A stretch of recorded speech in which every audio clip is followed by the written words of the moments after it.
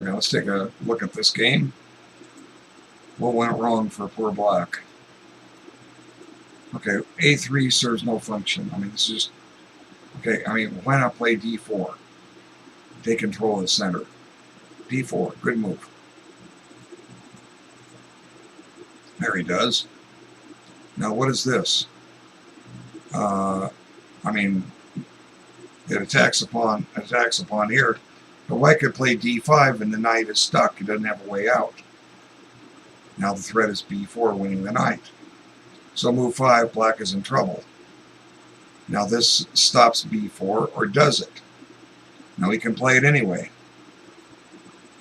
See, so, you know, black's 5 moves has given himself a losing position.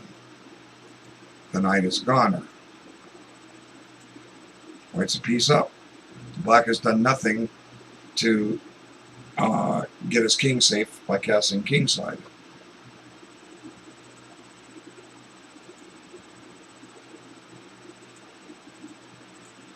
Okay, so black's queenside chess pieces are vanishing.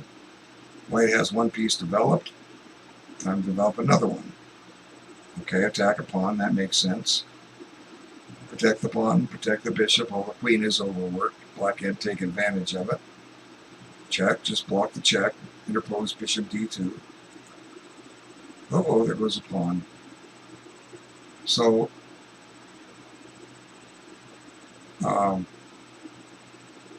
casting would be fine here for white. But bishop d3.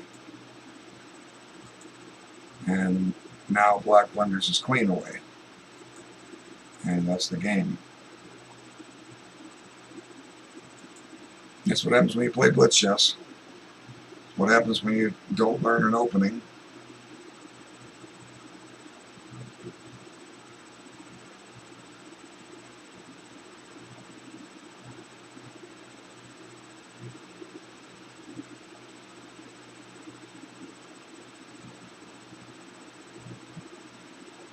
Oh, hit the wrong button. Okay, play fast.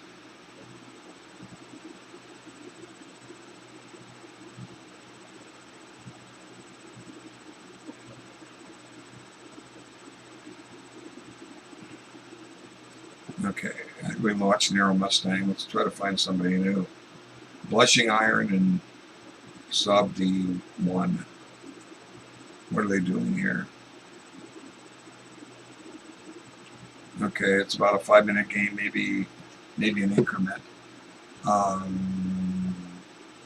Black has managed to get a good position here. Oh, hung the bishop on e3. Ouch! So the queen's loose, the rook's loose, the knight on c3 is loose. Sabdi won by resignation. Okay, so looks like black played a good Sicilian and white didn't. If you learn the Sicilian defense, the way I learned it was played against it, then I started playing it. So knight orf, main line is bishop g5, bishop c4 is playable, this is playable. Now here black has it. Black could try b4 and win the e4 pawn. Fischer used to destroy people that stole that pawn. I don't recommend it. Okay. So here, black's objective is to put a knight on c4.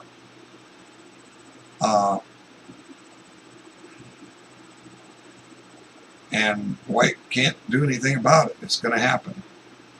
Usually when white has his pawn on f3, he doesn't have, you know, his bishop on e2 loses mobility, and, you know, black is just able to plant that knight on e5, so that knight is coming to c4. So, you know, he's playing h3 in order to play f4. But, you know, if we think of it logically, let's back up. If you don't want the knight on e5, play f4 here. Okay. You know, black can play e5, and sometimes he does, but f4 immediately would have been good. So, you know, now white comes up with a plan. But you see, the problem with this plan is that, number one, that knight is going into c4. That's the ideal square for black. So we can't do anything about that. But what white could have done is let it go in, and let's get some development. Okay, so a better plan would be queen d2. Now knight c4, take it. Bishop takes, queen takes, and then you can bring a rook to the d file. And suddenly white's almost entirely mobilized, and black has to catch up. But white's alive and kicking. So you see his plan, and I don't advocate h5. That wasn't good for black. He should have played g6 here. Or just, if he wants, go ahead and play knight c4. So this, now white's not paying attention. And he's going to be down a rook. Okay, so he resigned.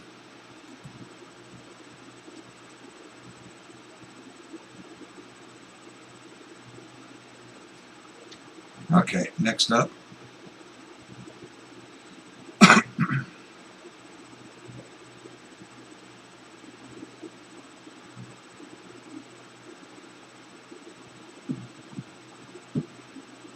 Let's try this one. Scary Brain versus Chess New York City Noah G.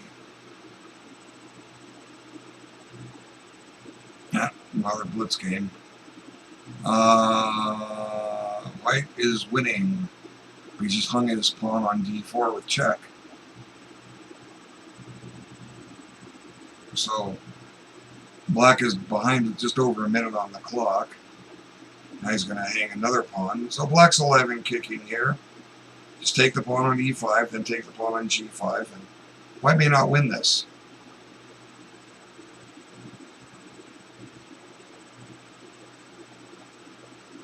On pawn, rook takes e5. White could play knight f3, I suppose.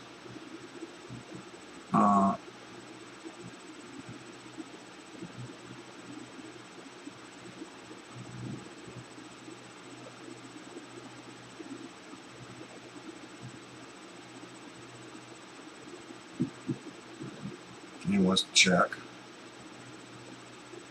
Missed the chance to take the pawn.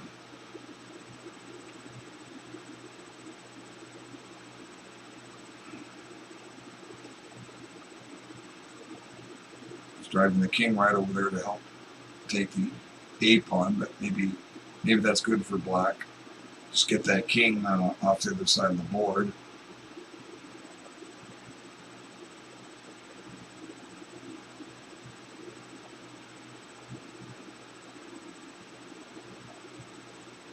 I don't like black's strategy here. That's not a good move for white.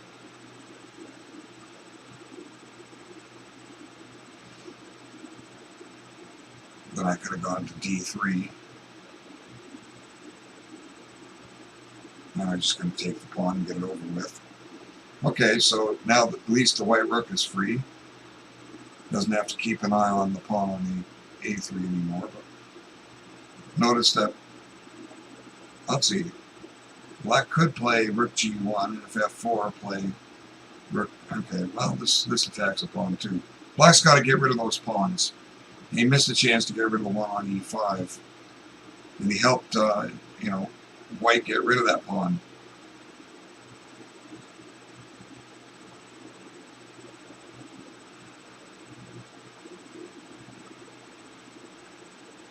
Now black will just move his knight and protect his pawn. Okay, so king takes. White's got... Okay, he's just not seeing it. He's not getting rid of those pawns. So if black doesn't, this is going to become easier and easier for white to win here. Of course, black doesn't have, in all fairness, black doesn't have a whole lot of time on his clock. But that pawn on d4 can be stopped. And here, just stop it that way. I might have brought the knight into d5, but that's me. But this is now a simple win after rook 2. He doesn't want to take it.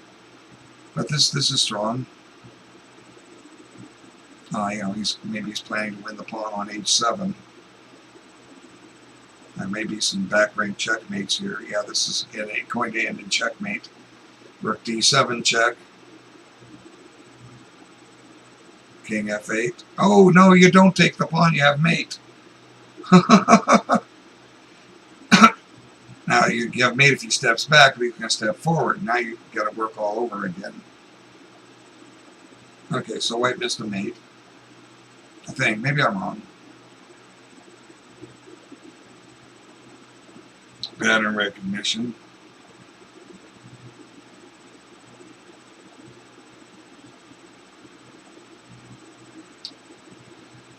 There goes the pawn on h7. You know, so black could have gotten rid of most of those, at least probably two of those kingside pawns. Instead, he managed to lose his A pawn and his D pawn in the process.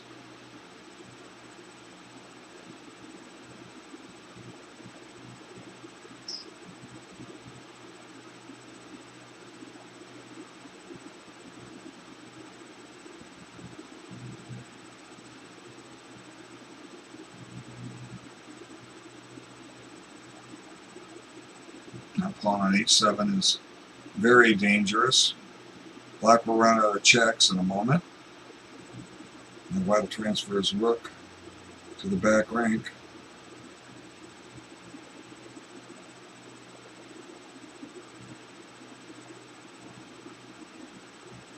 Okay, rook check, try for mate.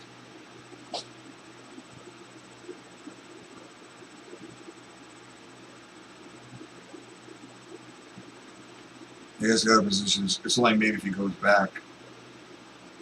I could say rook check and try for mate. He has to come up. But then the okay, that'll mate into rook check, and no matter where the king moves, it's mate on either e8 or g8. And rook g8 is mate, right? Yep, that's mate.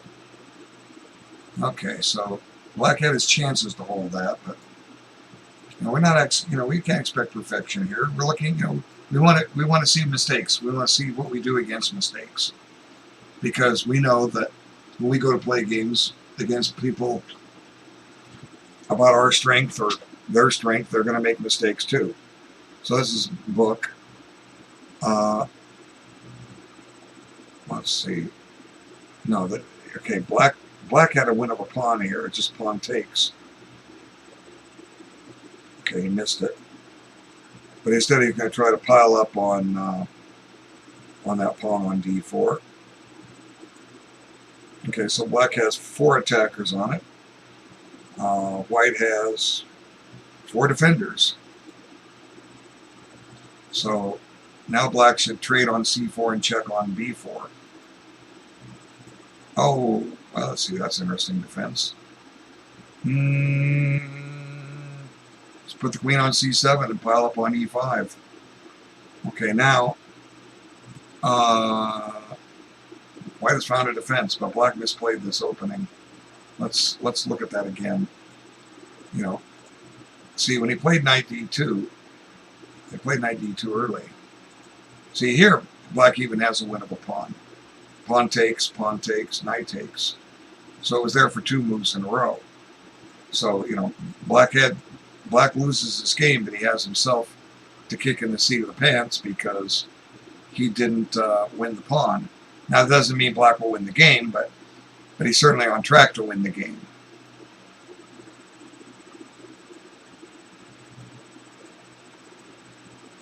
Okay, so at some point black loses a piece. But not yet. Oh, that's silly. Just let him back to f5. Okay, so that's how the pawns got to that formation.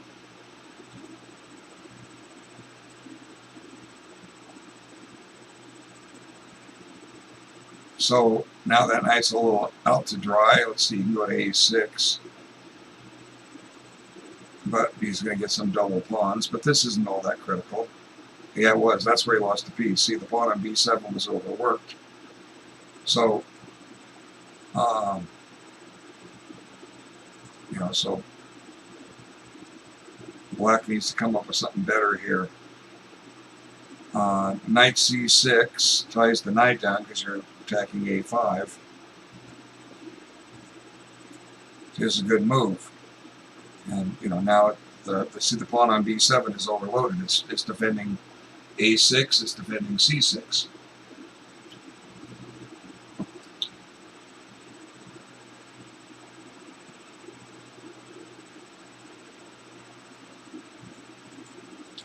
So there goes the piece. And we go down to the endgame pretty quickly. And he goes, gets a pawn. He's about to get another pawn.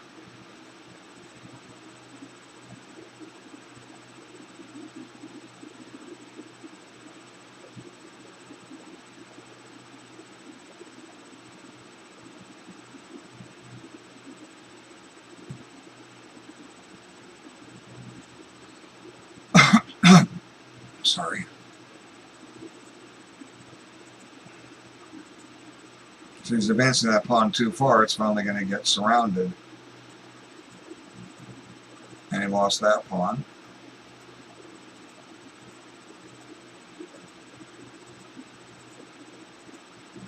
Now, here, black just needs to play rook takes e5. Then white either has to play pawn f4 or knight f3. So instead, what he does is he just checks this king over to collect this guy. He could also play king e6, activating the king, and then take on e5, and then try to get the king over to grab another pawn. Now, I don't think that was the best score. I think d3 was better, but regardless.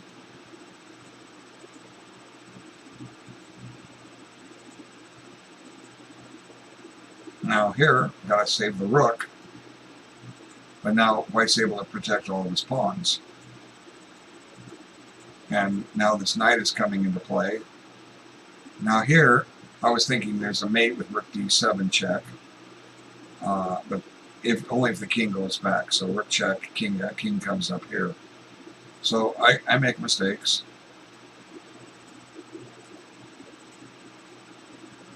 I know that pawn's a goner. And just a simple routine win for white. And now this forces mate. If king e7, rook e8 is mate. Okay.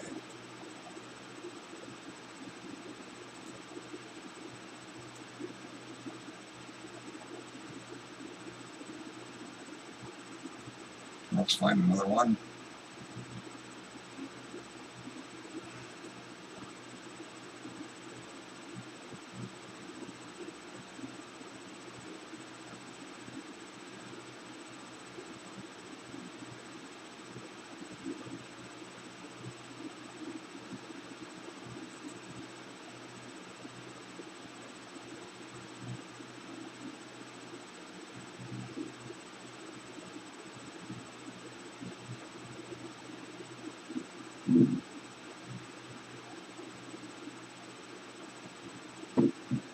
Okay.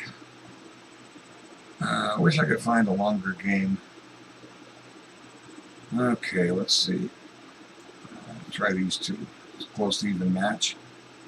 Constant Kiwi versus Olivia Nee. Or Nye, I don't know. No, we're already in the end game. Black's rook is passive, but black also has extra pawns, so this should be a win for black.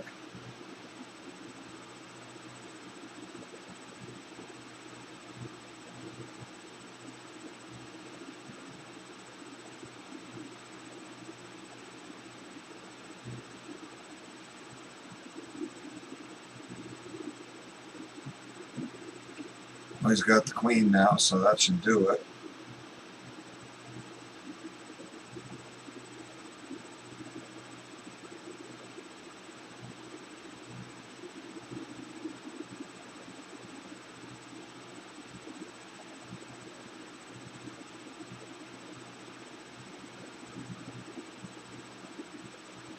Okay, take up. Oops, I might hope it hit home. Okay, what happened here?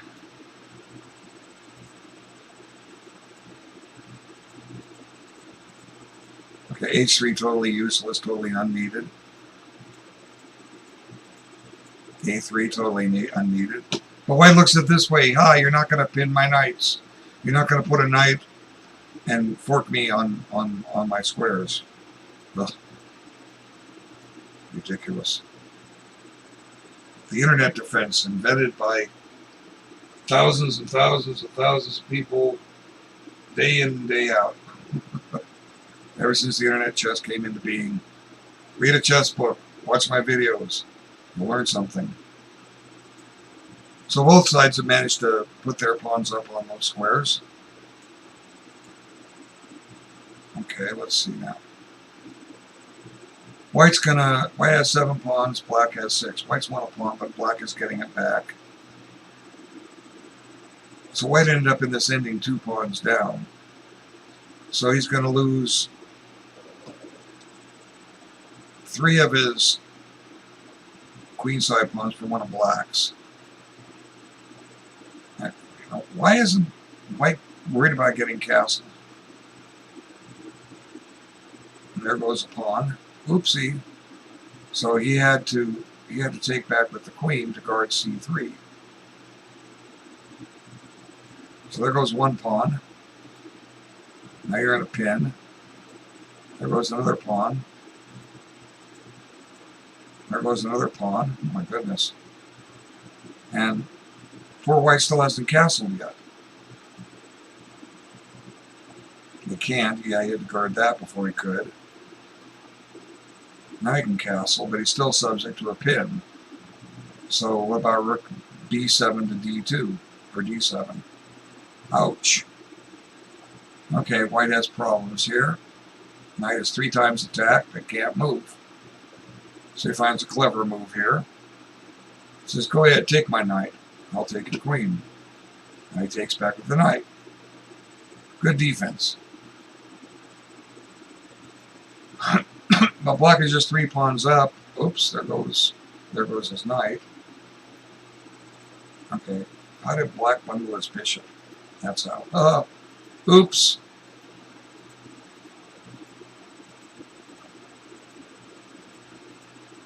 And I bundle a pawn.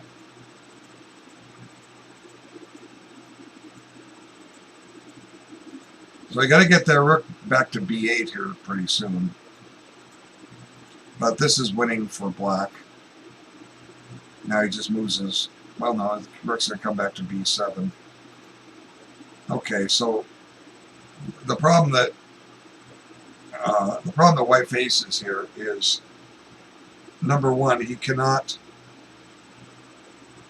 black cannot move his rook away, but he can try to bring his king in, and the white king is kind of stuck. See, it has no legal move, and if white were to play g3, pawn takes g3, check. If king takes g3, rook g1, check, and your queen next move. If king g2, white is tied up. All I can do, at some point, all white can do is move his rook, and that's going to allow the black king to approach. So, white's got the best defense here, but unfortunately, because of his weakness on the king side, he doesn't have a defense.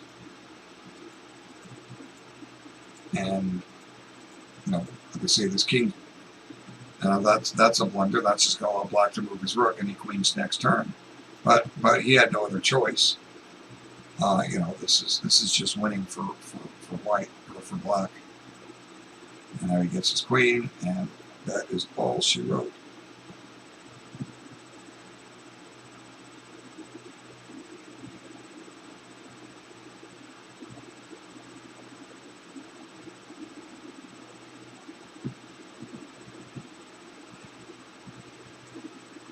Okay, we have about 26 minutes. Hope you like these games on ChessKid. I really enjoy them. Let's see.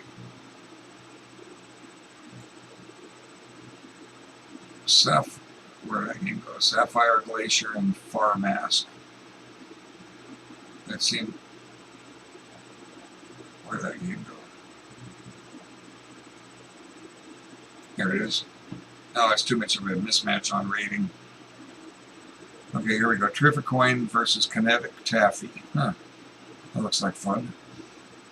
Okay, let's see. White has no development except his queen. And he's down a piece, but he's got some pawns. He's got 2 pawns for the piece. Okay, this could be competitive. No.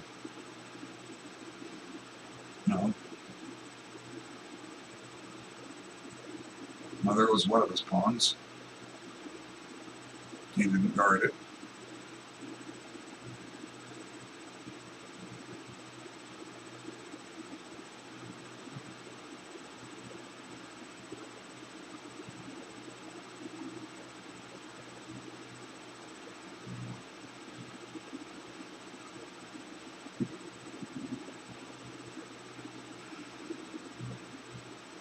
So Black can just trade down and win this ending.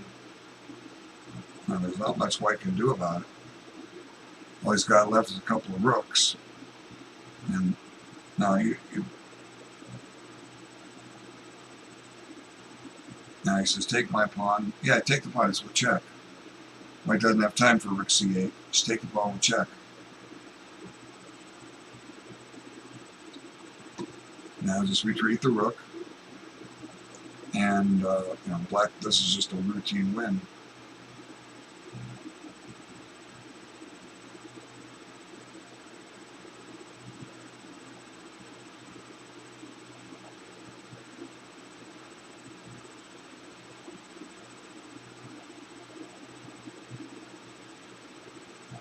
Control of the center shouldn't be a bad thing. Should be a very good thing. F6. Now you're going to check.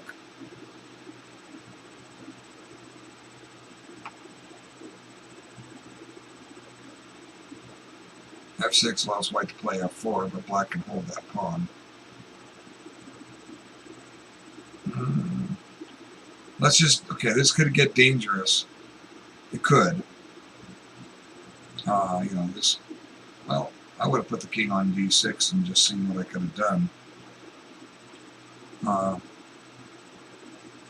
Now the king is getting pushed back. So, which I might as well check him on c3 while we're at it.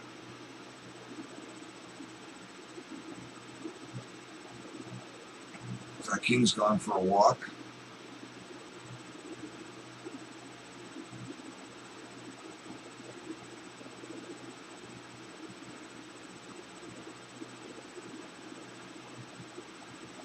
I would have kept the e5 pawn, but it shouldn't matter.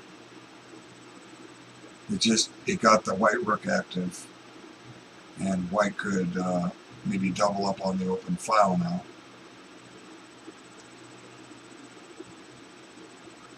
Game drawn by agreement. Oh, brother. Okay, well, you're being nice. Okay. Looking at it. Let's just take a pawn right out of the opening. Have a free piece. Oops. Oh, they started a new game. Okay, well, I can't do anything about that. I'm not going to watch him this time.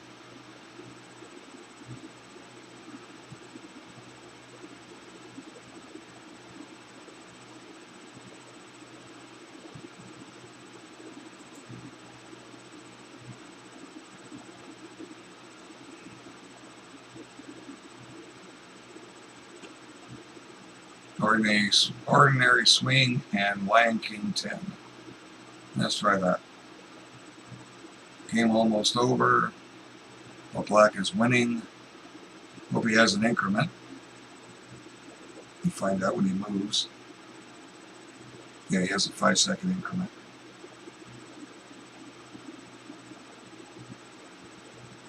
Let's put the bishop on c6. It's safe there. There you go. Now you want to play rook c2 if you can.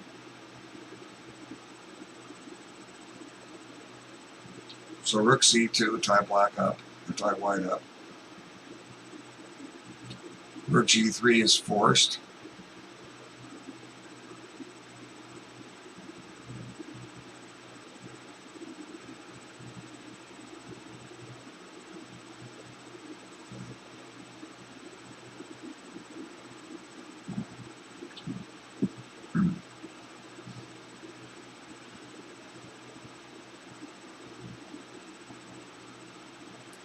So that's one way to do it, just liquidate and win the king and pawn ending. But you're going to have to move, black. So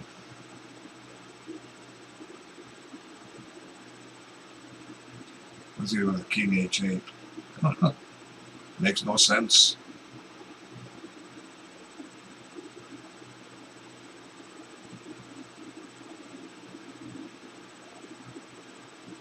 King g6.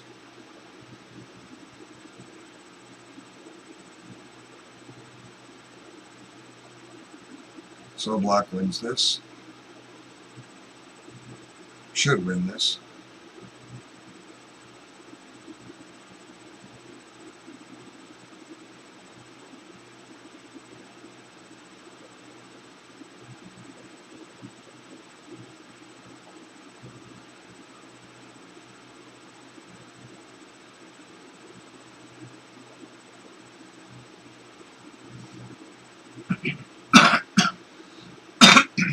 Relatively simple, routine endgame win.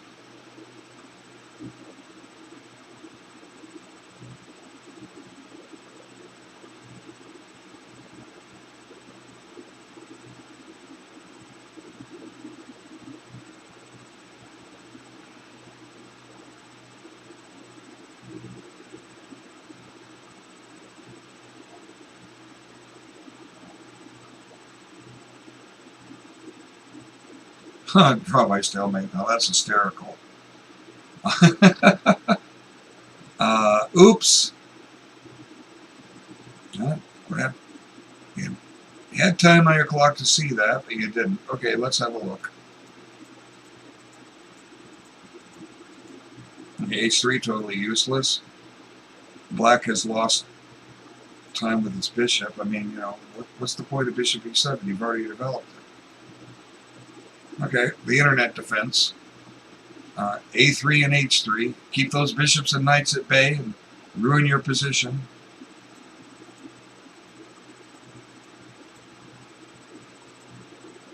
I'm surprised black hasn't played a6 here.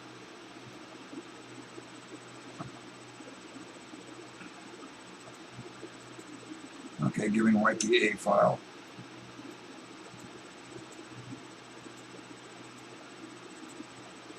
Taking away the a file.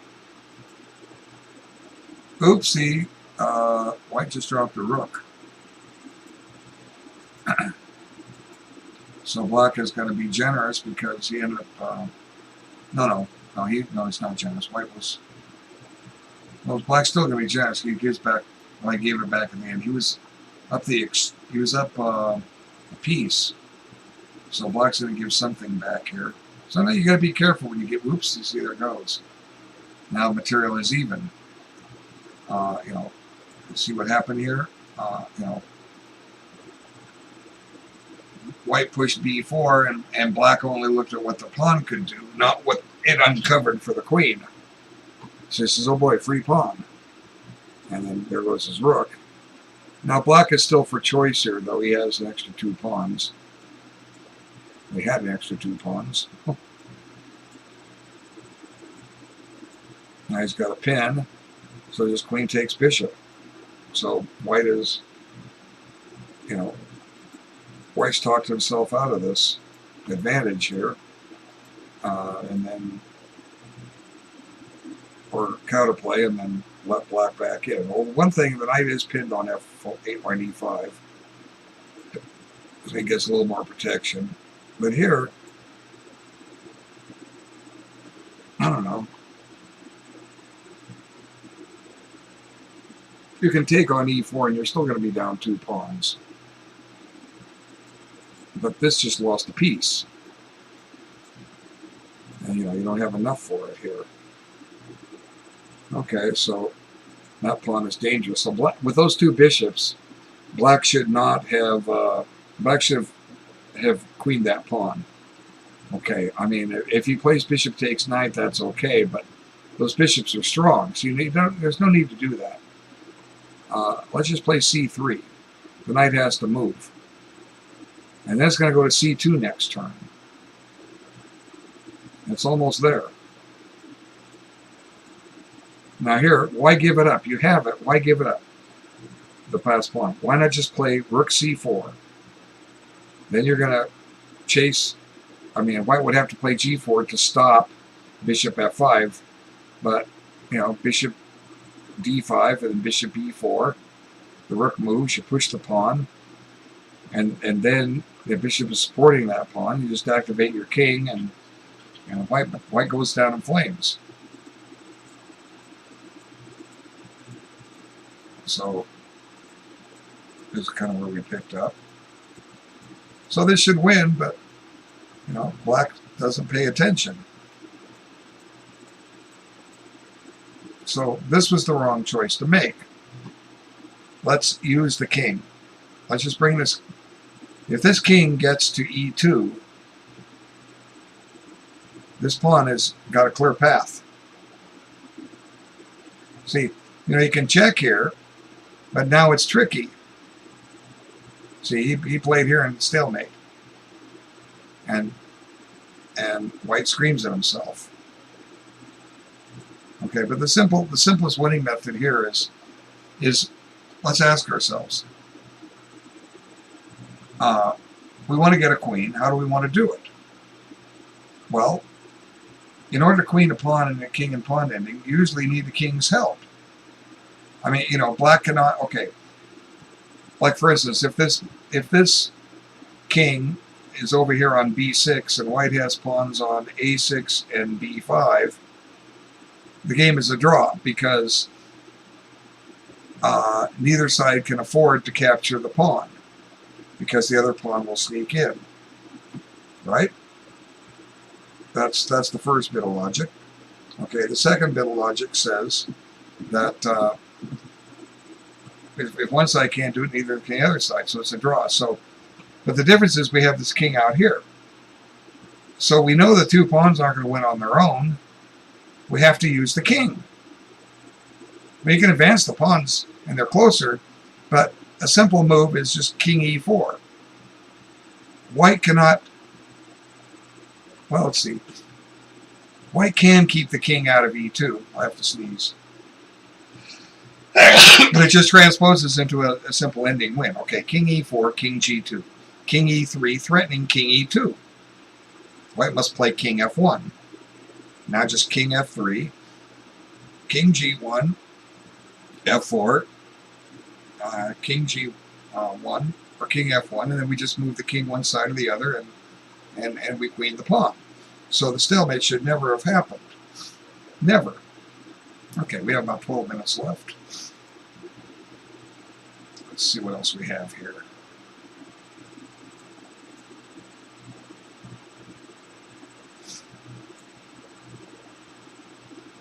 About polite cashier and absurd fawn.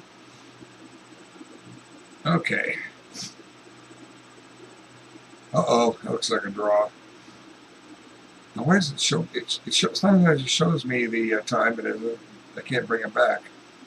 So, this is just a draw. Black's on the better side of it. Just push the pawn. It's a stalemate. Come on. We can't win this. There you go. Now let's take a look at this game. So it was always a draw.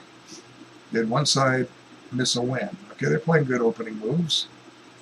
I don't know about, there's no need to take that unprovoked. Now just play a4 and collect the pawn later. So now black's going to hang on to it with b5. Nope, he says I don't want to hang on to it.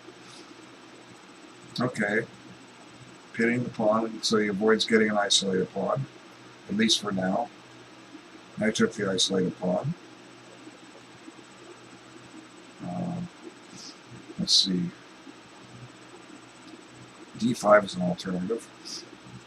But this develops pieces. Now he shouldn't have taken that. Black took both knights unprovoked. Didn't even wait for white to push a rook pawn to put the question to it. But black's got the isolated queen pawn blockaded. And it looks like white might have just bungled his pawn. Oops. Okay, so the absence of the pawn helps white in the respect that it's not in the way of his dark squared bishop. Okay, but you know, Black's biggest concern here is he hasn't castled. And now he's got some trouble. Let's see. The knight on e5, d4 is pinned. He's got. I can't play rook d8. So White's winning this. Now, why doesn't White just play queen takes knight? He sees this down here on b7. He goes that route. Oops. So Black breathes a sigh of relief. So now he needs to attack the bishop. And if White takes the knight, he takes the bishop. Now he can save the knight. He doesn't want to save the knight. I finds a good move. Check is good. Now take the bishop. Here comes the check.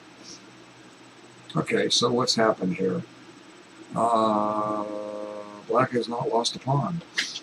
So, well, the other side has lost a pawn. So the game looks kind of even. White's e3 pawn is weak, but White has the outside pass pawn potential and a bishop on the board.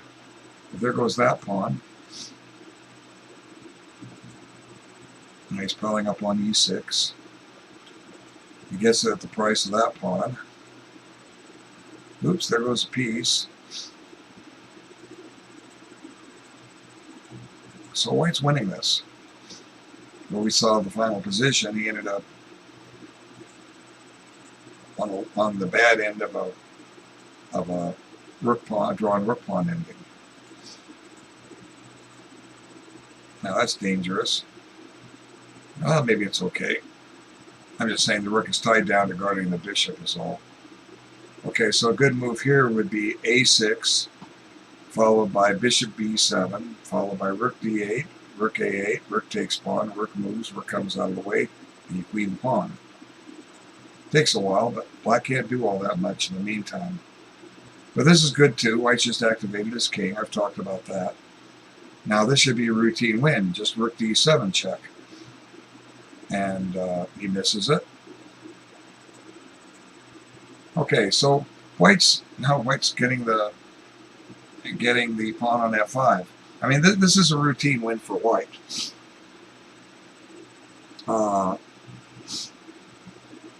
Just bishop takes f5, and the White king and bishop will deprive Black of the squares needed to protect these pawns.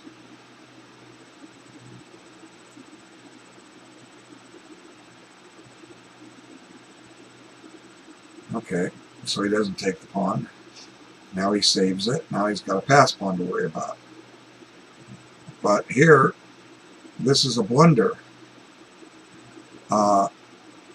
You know, he's going after that pawn, and that pawn on f3 becomes a problem.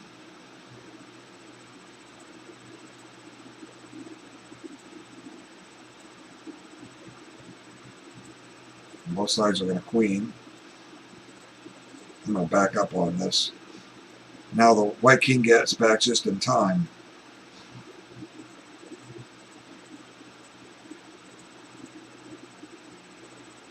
Now king f2 would have kept the king in here, and Black gets stalemated. But eventually it comes out. So, you know, White definitely bundled this. Okay, so the winning move was, let's see, took the rook. The winning move was to take the pawn on f5. But this is a blunder. What else do you do here? Well, you play bishop h3. That keeps an eye on the queening square, and Black has no defense to by collecting the pawn on b7. And then it's just a matter of time before this king cannot. He can shut the White king in, but he can't keep him shut in. Black will run out of pawn moves, and White will promote the pawn. So this was too early. And Black may have missed a win here. What's this? Okay. Instead of playing f3, play king takes d7.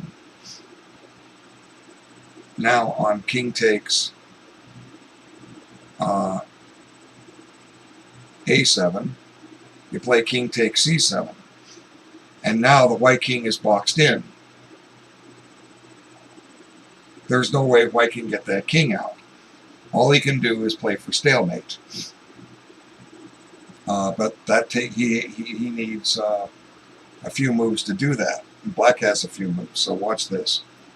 Instead of f3, king takes d7, king takes a7, king c7.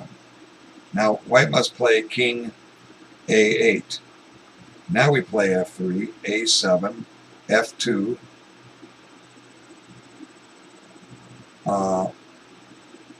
h4. Now we let the king out. Not because otherwise, if we make a queen, it's stalemate. So we let the king out. This king goes to d7. White brings the king out to b8. White makes a queen. White pushes his pawn to a7, and black starts checking the king. And eventually, if black has to, he can let white queen trade and put the king on a8, and the black king should be close enough to stop this pawn on h4 go there, grab it, and have enough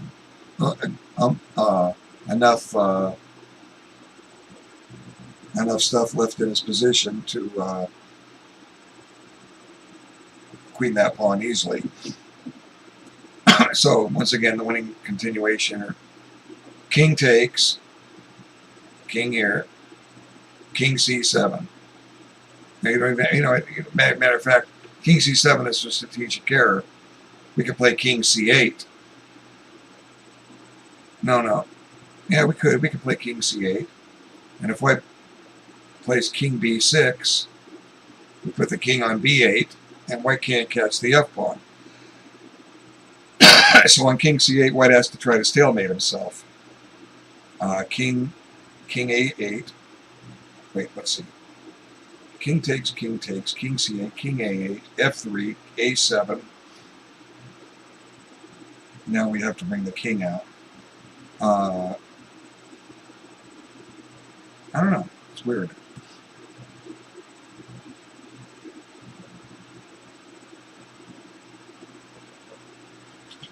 Okay. But king d7 certainly seems to win. King d7, king takes, king c7, king a8, f3, a7. Oh, yeah, white still has to stop and push his h-pawn. He's not stalemate. We don't let him out that easy. We make white push h4. Forgot about that. Okay, but this is a win for black. But once again, what have I been saying? How are you going to calculate if you're inexperienced at chess? How are you going to calculate this out in a blitz game? Well, the way to do it is get yourself above 2,000 strength, playing slow chess, and then apply what you learn. Go back and play blitz, and just play blitz for fun. Play blitz to practice openings. Play blitz to sharpen your tactics. Play blitz to have fun. Blitz chess kills ideas. Quote from Bobby Fischer. Okay, so I've about done what I can do here. I want to thank all of you for watching. I'm enjoying this, Chess Kids. Send me a message at chess.com. Tell me what you think of my program. What would you like me to see me do? What would you like me not to do? I can only go on showing you what I think you need to know. What I think is important. Maybe what you want to know isn't as important, and I can help you answer that question and get you to focus on something more important. Anyway, I wish you all a great evening. We'll see you tomorrow, and thanks again.